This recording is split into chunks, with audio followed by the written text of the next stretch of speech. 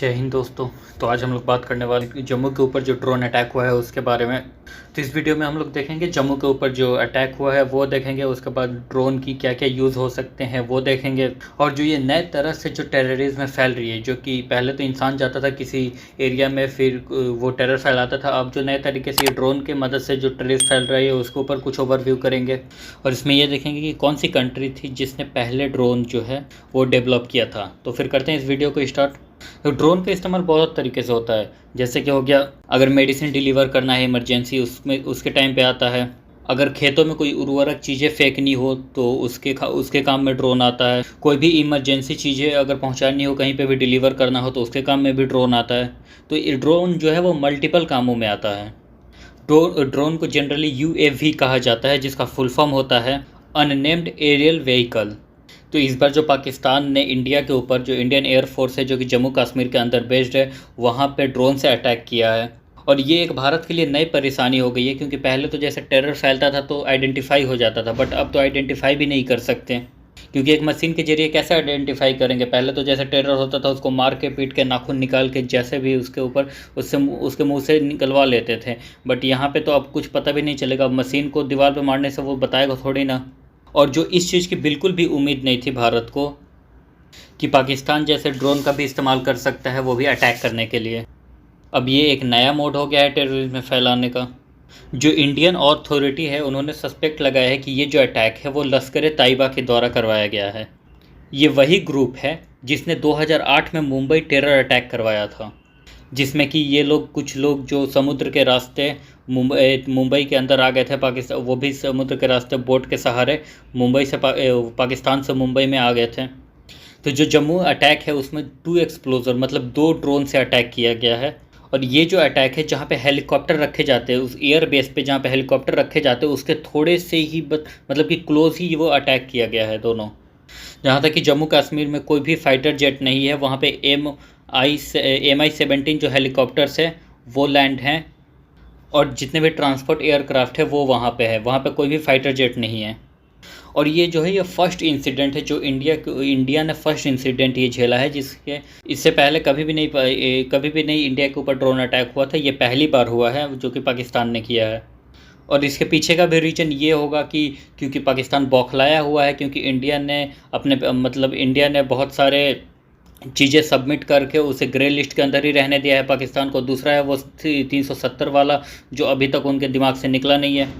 तो अब ये सवाल उठता है कि आखिर इस ड्रोन अटैक से बचने के लिए कुछ तो इंडिया के पास होना चाहिए। ऐसा तो नहीं है कि सामने वाला अटैक करता जाएगा और इंडिया झेलता जाएगा, तो कुछ तो होना चाहिए इंडिया के पास जिससे बचा जाए, या फिर रिपीट अटैक किया जाए उनके ऊपर। तो इंडियन जो नेवी है उन्होंने कहा है कि उन लोगों ने स्मार्ट 2000 प्लस का ऑर्डर दे दिया है। ये एक राइफ़ल है जो कि ड्रोन को बिट करता है, उसके टारगेट को लॉक करता है और फिर डायरेक्ट जाके ड्रोन को लगता है। इजराइल पहला ऐसा देश था जिसने मिलिट्री ड्रोन टेक्नोलॉजी को डेवलप किया था, और वो भी 1973 के अरब और इजराइल के वॉर के बाद डेवलप किया था इजराइल ने। जो इजराइल और पैलेस्टीन का कॉन्फ्लिक्ट हुआ था, जिसमें कि पैलेस्टीन गाजा स्ट्रिप से इजराइल के ऊपर ड्रोन के थ्रू अटैक कर रहा था, तो इसको डिसेबल करने के लिए इजराइल के पास एक आयरन डोम सिस्टम है, जो कि हवा के अंदर ही, जैसे कि उधर से अगर मिसाइल आ रही है या ड्रोन आ रही है तो वो उस टारगेट को लॉक करता है वहाँ पे, उसके बाद सिग्नल भेजता है और उसी के थ्रू वो सीधे जाके टारगेट को हवा के अंदर ही डिस्ट्रॉय कर देता है। तो इंडिया जो है वो परचेज़ कर रहा है S-400 मिसाइल, जिससे कि जो बड़े बड़े मिसाइलें हैं उसको हवा में लॉक करके उसको हवा में ही ख़त्म कर दिया जाए, पूरा डिस्ट्रॉय कर दिया जाए। बट ये इतनी छोटी जो ड्रोन है उसको नहीं वेरीफाई कर सकता है और जो उसको नहीं लॉक कर सकता है, ये बड़ी बड़ी मिसाइलों के लिए है। तो इंडिया को भी कोई ऐसी टेक्नोलॉजी ख़रीदनी पड़ेगी जैसे कि इजराइल के पास है आयरन डोम सिस्टम। तो पहली बात तो ये कि इजराइल जो है वो इंडिया का बहुत अच्छा एक पार्टनर है। तो इंडिया चाहे तो उसके साथ मतलब उससे मिलके या तो कोई डेवलप कर सकता है ऐसा आयरन डोम सिस्टम की जैसी कोई मिसाइल, या तो फिर उससे डायरेक्टली परचेज़ कर सकता है इजराइल से। तो ड्रोन का है वो नॉर्मल जो यूज होता है वो कहाँ कहाँ होता है जिससे इफ़ेक्टिवली यूज़ कर सकते हैं ड्रोन का। तो पहला तो चीज़ है कि इमरजेंसी सर्विस में यूज़ कर सकते हैं। मान लो किसी की ब्लड की कमी हो गई, किसी को मेडिसिन डिलीवर करना है, तो ऐसी चीज़ों में ड्रोन का इस्तेमाल कर सकते हैं, जो कि मान लो ट्रैफिक में ना फंसने के लिए डायरेक्ट ब्लड जो है वो ट्रांसफ़र कर दिया जाए यहाँ से वहाँ, तो ऐसी चीज़ों के लिए ड्रोन का इस्तेमाल कर सकते हैं। दूसरा जो है वो है सिक्योरिटी सर्विस के लिए ड्रोन का इस्तेमाल कर सकते हैं। मान लो कि जैसे कोई चोर है या भाग रहा है, अगर उसका पीछा करना है या कहीं पे भी इंक्वायरी करनी है, तो वहाँ पर ड्रोन आप भेज सकते हो ईज़िली। मीडिया एंड कम्युनिकेशन में यूज़ कर सकते हैं। मान लो जैसे मूवी बनानी है, तो आप देखते हो कि जैसे ऊपर से कोई शॉट्स लेना होता है, तो वहाँ पे ड्रोन का इस्तेमाल किया जा सकता है। मतलब वहाँ पे किया जा सकता है, वहाँ पे लोग करते हैं। तो ये जो जनरल यूज़ होता है, जैसे एग्रीकल्चर हो गया, अगर मान लो खेतों में खाद छिड़कना है या कोई खेतों में उर्वरक, मतलब जो कुछ भी छिड़कना होता है, तो उसके वहाँ पे ड्रोन का इस्तेमाल किया जा सकता है। उसके बाद इन्वायरमेंटल मैनेजमेंट में ड्रोन का इस्तेमाल किया जा सकता है। जैसे कि मान लो कि अगर जंगल में कहाँ पे कौन कौन से जानवर है, कहाँ पे पेड़ कट रहे हैं या कहाँ पे पेड़ जल रहे हैं, ऐसी सब चीज़ों को देखने के लिए ड्रोन का इस्तेमाल किया जा सकता है, ताकि इन्वायरमेंट को सही से रख जाए। बिजनेस एंड कॉमर्स में कर सकते हैं। मान लो किसी का पार्सल डिलीवर करना है, तो वहाँ पर ड्रोन का यूज कर सकते हैं ईजिली। और जो इंटरटेनमेंट के थ्रू ड्रोन का इस्तेमाल कर सकते हैं, कि जैसे मेरे को कोई कुछ इंटरटेनमेंट देखना है या कुछ इंटरटेनमेंट शूट करना है, तो उसके लिए ड्रोन का इस्तेमाल कर सकते हैं। बट अब जो है वो टेरर फैलाने के लिए ड्रोन का बहुत ज़्यादा इस्तेमाल होने लगा है। तो जो ड्रोन है उसका यूज़ ऑटोनोमस वेपन सिस्टम के रूप में किया जाने लगा है। जैसे कि मान लो कि मैं यहाँ पे बैठा हुआ हूँ और यहाँ से कंट्रोल कर रहा हूँ, वो जो ड्रोन है वो 1 किलोमीटर 2 किलोमीटर उतना दूर जाके मैंने टारगेट लॉक कर दिया, वहाँ पे जाके वो डिस्ट्रॉय हो गया, या फिर वहाँ पे जाके उसने बॉम्ब गिरा दी। तो इसके रूप में इसको टेरर फैलाने के लिए यूज़ किया जाता है। और दूसरा जो बात हो गया, वो रोबोटिक सोल्जर्स के रूप में यूज़ करने लगा।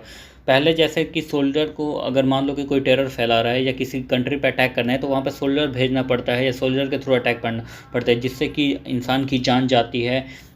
तो अब जो है वो कितना ज़्यादा तो कॉस्ट लगेगा नहीं, क्या होगा, ज़्यादा से ज़्यादा एक ड्रोन डिस्ट्रॉय होगा तो दूसरा नया खरीद लेंगे, इससे किसी की जान नहीं जाएगी पहली बात तो। हाँ, बट अगर ये टेरर फैलाने के लिए हो गया, फिर तो बहुत ज़्यादा मुश्किल हो जाएगा।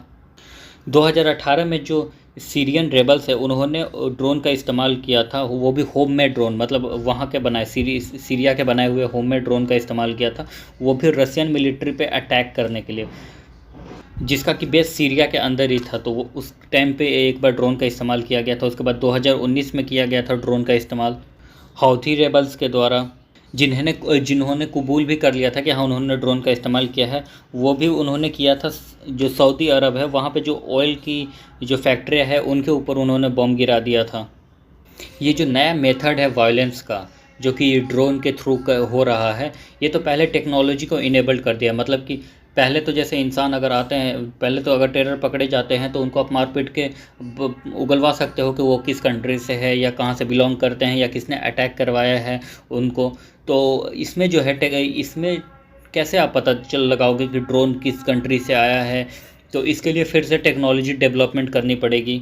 दूसरी बात यह है कि इससे कॉस्ट जो है, इससे पैसा बहुत कम हो गया है। कि जैसे एक अगर टेरर को अगर वो करना है, एक टेरर को अगर अच्छे प्रॉपर तरीके से तैयार करना है, तो उसको पहले ट्रेनिंग देनी पड़ेगी, उसको हथियार सप्लाई करना पड़ेगा, मतलब बहुत सारी ऐसी चीज़ें हैं जो उसको देनी पड़ेगी।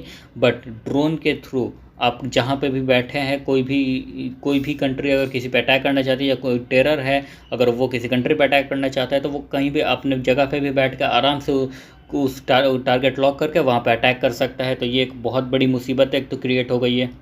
और मैंने बताया कि जैसे आइडेंटिफाई आप नहीं कर सकते कि कौन से टेरर ग्रुप ने या सिंगल पर्सन ने अटैक किया है। और ये एक ऐसा सिस्टम हो गया है कि जैसे पहले होता था कि एक टेरर का ग्रुप बनता था, जहाँ पे बहुत लोग टेरर के अंदर आते थे, उसके बाद वो किसी देश पे प्लान करके अटैक करते थे। अब इसमें ऐसी मुसीबत आ गई है कि एक सिंगल पर्सन भी एक टेरर बन सकता है। वो सिंगल पर्सन भी बैठ के किसी और कंट्री पे या किसी अपने इनेमी पे अटैक कर सकता है। तो ये एक बहुत बड़ी मुसीबत आ गई है। तो देखते हैं इंडिया इसको कैसे टैकल करता है, और आई थिंक पूरा वर्ल्ड इसको कैसे टैकल करता है। और मेरे को लगता है कि इंडिया को भी आयरन डोम सिस्टम जैसी कोई टेक्नोलॉजी डेवलपमेंट करनी चाहिए। तो आई थिंक कि आपको ये वीडियो नॉलेजेबल लगा होगा। तो फिर मिलते हैं नेक्स्ट वीडियो में। जय हिंद।